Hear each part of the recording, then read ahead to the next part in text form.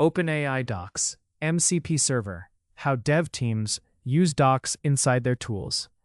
Opening hook. How many times have you context switched today just to confirm one parameter name in the docs? Now imagine your editor or your coding agent can pull the exact current OpenAI documentation into the conversation, on demand, without you leaving your flow. That's the promise of the OpenAI Docs MCP Server, and it's what we're unpacking today. Introduction. Welcome back to Cloud Pro Inc. Today we're talking about the OpenAI Docs MCP Server, what it is, how it fits into the Model Context Protocol ecosystem, and why it's suddenly a practical tool for IT pros, developers, and tech leaders who are trying to make AI assistants reliable in real production workflows. We'll cover what MCP is actually doing under the hood, what the OpenAI-hosted Docs server provides, where it shines, and the security and governance guardrails you should put in place before you let any agent go fetch the docs in your environment. Segment 1. What MCP changes about tools and context. Let's start with the why. Most of us have built or used AI tooling where the assistant is smart, but the moment you ask it for something precise, like the latest model behavior, a specific SDK method, or a new endpoint shape, it gets fuzzy. And that fuzziness comes from one core issue. The assistant doesn't automatically have the right context at the right time. Here's where MCP, the Model Context Protocol, gets interesting. MCP is an open protocol that standardizes how an AI client, like an agent, connects to external tools and data sources. Instead of every product inventing a bespoke plugin interface, MCP provides a consistent pattern for tools so the model can request information or take actions through a server that exposes capabilities in a structured way.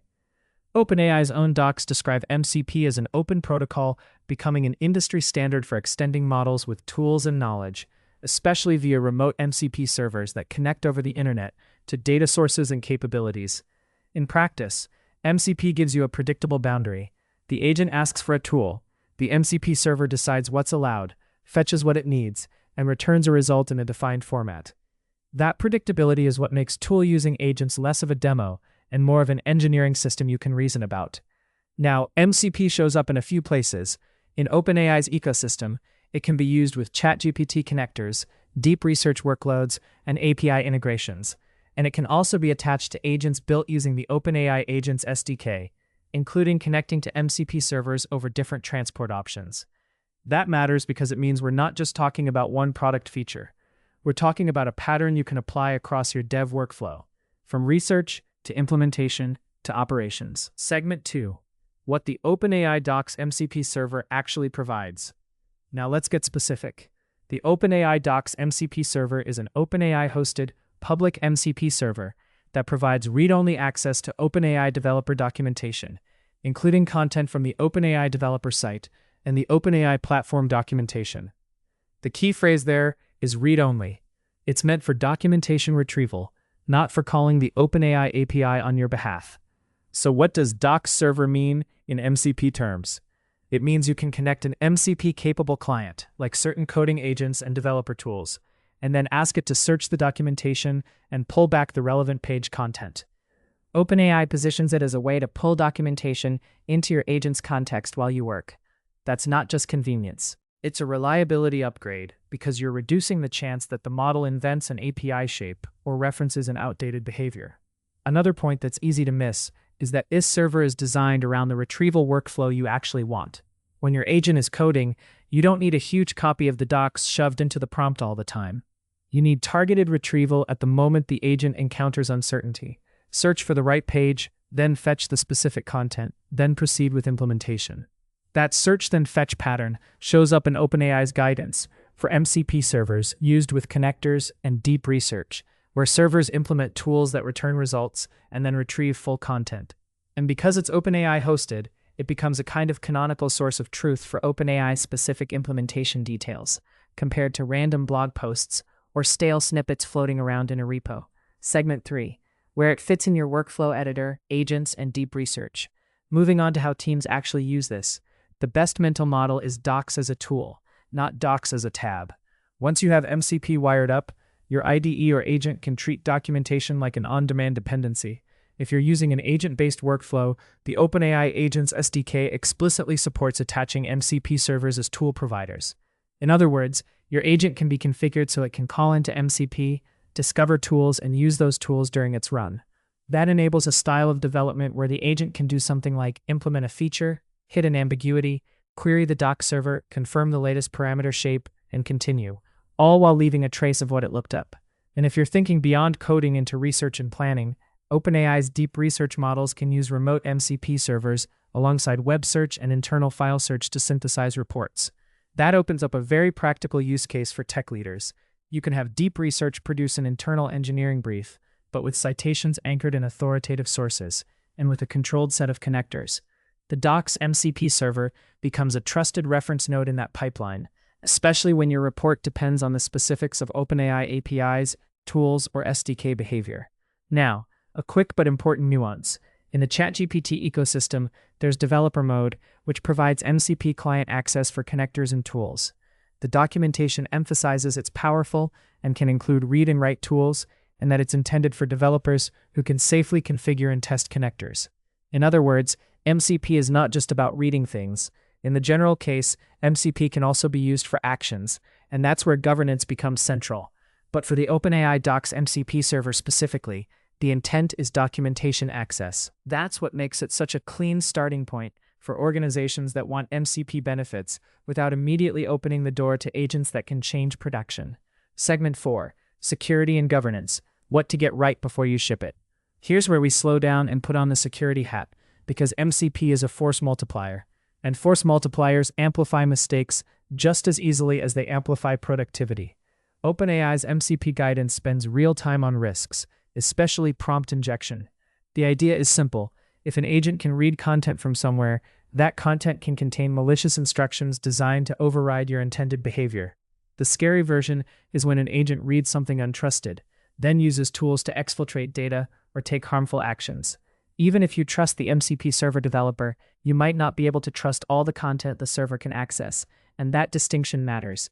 There are also non-prompt injection risks. Tool calls can carry sensitive data. Tool servers can log what they receive. And write actions in particular raise the stakes because they can be destructive. OpenAI notes that write actions can increase usefulness and risk, and that users should review write actions carefully. That general warning is worth internalizing even if you're only doing docs today, because teams tend to expand capabilities later. So what does doing it right look like for the docs server pattern? First, decide whether you're allowing only official vendor-hosted MCP servers or whether you'll allow community servers too. OpenAI explicitly recommends connecting only to MCP servers you know and trust, and warns against unofficial proxy servers that sit in the middle. For IT leaders, that translates to policy. Define an allow list and enforce it. Second, treat tool exposure like API exposure. If you're using MCP in a developer tool, limit which tools are enabled, limit which users can enable them, and log tool usage so you can audit it. Developer mode guidance also talks about toggling tools on and off and refreshing tool lists, which is a subtle reminder that your tool surface can drift. Governance has to account for that drift. Third, keep a tight separation between retrieval tools and action tools. A Docs MCP server is retrieval. If you later add ticketing, CI/CD, cloud provisioning, or database tools, that's an entirely different blast radius. Your safest architecture is one where retrieval tools can be broadly available, but action tools require higher trust, stronger approvals, and narrower scopes. And finally, remember that prompt injection isn't hypothetical. The industry has already seen real-world attention on MCP server security flaws and tool chaining risks. The lesson isn't don't use MCP. The lesson is assume you'll need layered controls. Practical takeaways. So how do you apply all of this starting this week? One practical win is to use the Docs MCP server as your team's default source of truth when implementing or upgrading OpenAI integrations.